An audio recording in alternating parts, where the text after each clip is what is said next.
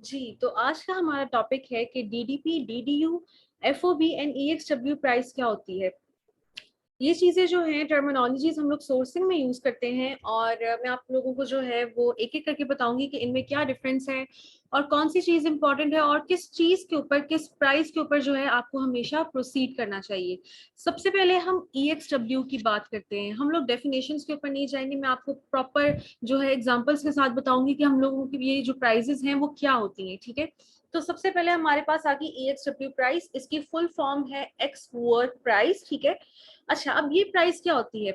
जब आपने अपने सप्लायर से पूछा कि आपकी प्रोडक्ट की कॉस्ट जो है वो कितनी है, आप उसको कहेंगे कि मुझे ईएक्सडब्ल्यू प्राइस बता दे, तो वो आपको क्या करेगा, वो आपको सिर्फ प्रोडक्ट की प्राइस बताएगा। दैट मीन्स कि अगर हेयर क्लिप्स की प्राइस जो है वो एक पैक की, मीन्स कि एक पैक में 3 हेयर क्लिप्स हैं। ठीक है, आई रिपीट, एक पैक में 3 हेयर क्लिप्स हैं और आप अपने सप्लायर को बोल रहे हैं कि मुझे ईएक्सडब्ल्यू प्राइस बता दे, तो आपको बताएगा कि एक पैक आपको $2 का पड़ रहा है। ठीक है, दैट मीन्स कि आपको जो है आपकी जब पूरी इन्वेंट्री बन जाएगी तो वो आपने खुद जाकर उस सप्लायर के वेयर हाउस से पिक करनी है और अमेजोन के वेयर हाउस तक पहुंचानी है। ठीक है, ईएक्सडब्ल्यू प्राइस वो होती है जिसमें जो सप्लायर है वो अपनी प्रोडक्ट की कॉस्ट जब आपको बताता है तो उसमें कोई टैक्सेस जो है वो इंक्लूड नहीं होते, कोई कस्टम क्लियरेंस की कॉस्ट नहीं होती, सिर्फ एक प्रोडक्ट की कॉस्ट होती है जो आप लोग देते हैं। ठीक है, आई होप ये क्लियर है।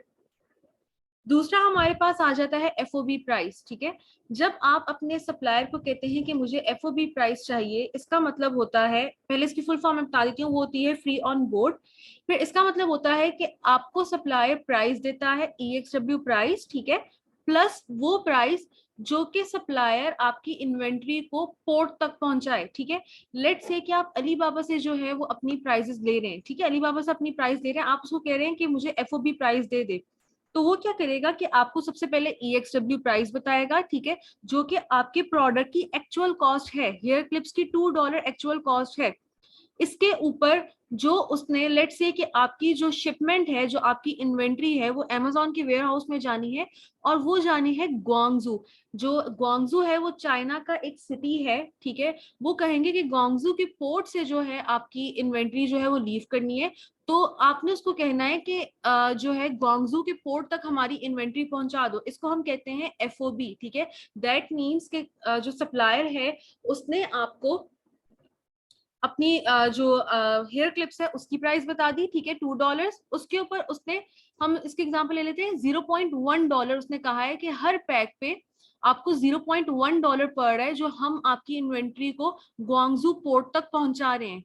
ठीक है, ये हमारे पास जो होती है वो एफओबी प्राइस होती है। इसको मैं दोबारा रिपीट कर देती हूँ कि आप अपने सप्लायर से कहते हैं कि एफओबी हमें प्राइस चाहिए। ठीक है, उसमें वो आपको प्रोडक्ट की कॉस्ट बताएगा, हेयर क्लिप्स की कॉस्ट बताएगा $2, और वो आपको कॉस्ट बताएगा जो उसने पोर्ट तक आपकी इन्वेंट्री पहुंचानी है। ठीक है, उस कॉस्ट को भी आपकी प्रोडक्ट में ऐड करेगा। ठीक है, तो पर पैक वो कह रहा है कि $2 आपकी जो है वो है प्रोडक्ट की कॉस्ट और $0.1 वो कॉस्ट है जो आपकी प्रोडक्ट को हम लोग ग्वांगजू पोर्ट तक पहुंचाएंगे। अब लेट से कि हमारे पास 1000 पीसेस हैं हेयर क्लिप्स के, मींस 1000 पैक्स हैं हमारे पास, तो 0.1 को अगर हम 1000 के साथ मल्टीप्लाई करें तो ये हमारे पास बनता है $100।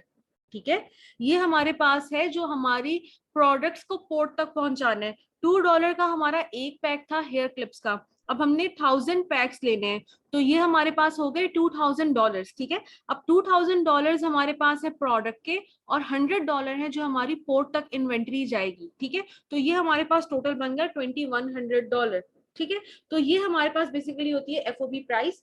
थर्ड हमारे पास होती है डीडीयू।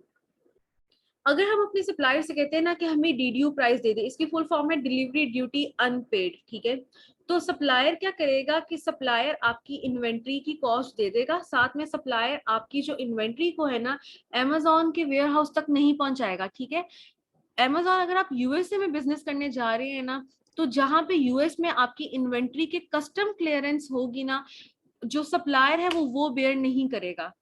ठीक है, जो कस्टम्स होंगे ना डीडीयू में वो क्लियर नहीं होते। कस्टम से मुराद के टैक्सेस वगैरह जो ऊपर होते हैं इन्वेंट्री के, जब कस्टम क्लियर, जब आप ऑब्वियसली किसी दूसरी कंट्री में अपना सामान पहुंचाते हैं तो आपको कस्टम क्लियरेंस करनी होती है। ठीक है, तो जब आप डीडीयू प्राइस लेंगे उसमें आपका सप्लायर सिर्फ और सिर्फ आपके दूसरी कंट्री तक सामान पहुंचा देगा, लेकिन कस्टम क्लियरेंस आपको खुद करनी होगी डीडीयू प्राइस में, ठीक है। अब डीडीपी प्राइस क्या होती है? डीडीपी प्राइस ये होती है कि जब आप सिर्फ सप्लायर से कहते हैं कि हमें डीडीपी प्राइस दो, तो सप्लायर क्या करता है कि प्रोडक्ट की कॉस्ट तो होती है, उसमें वो शिपमेंट की भी कॉस्ट दे देता है। इसका मतलब कि डीडीपी में सप्लायर जो है वो खुद अपने बिहाफ पे जो है आपके कस्टम्स क्लियर करेगा, सॉरी। तो जो सप्लायर है वो आपके बिहाफ पे कस्टम क्लियरेंस करेगा, मींस कि आपके टैक्सेस भी पे करेगा, वो प्राइस ही वो देगा जिसमें आपके टैक्सेस भी क्लियर हो रहे होंगे, आपके कस्टम्स क्लियर हो जाएंगे, आपकी इन्वेंट्री जो है वो अमेजोन के वेयर हाउस में डायरेक्टली पहुंच जाएगी। तो ये हमारे पास होती है डीडीपी। अब हम इसको एक दफा मैं इसकी शॉर्ट समरी बता देती हूँ। ईएक्सडब्ल्यू वो प्राइस होती है जिसमें सिर्फ प्रोडक्ट की कॉस्ट होती है, ठीक है, उसमें कोई शिपमेंट वगैरह इंक्लूड नहीं होती।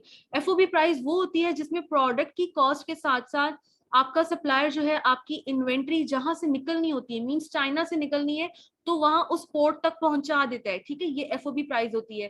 थर्ड हमारे पास होती है डीडीयू। सप्लायर जो है वो दूसरी कंट्री तक आपकी इन्वेंट्री पहुंचा देता है, लेकिन आपने जो है कस्टम्स खुद क्लियर करने होते हैं, ठीक है।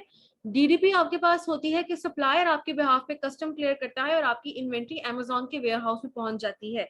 आई होप ये आप टर्म्स आपको जो है वो क्लियर है।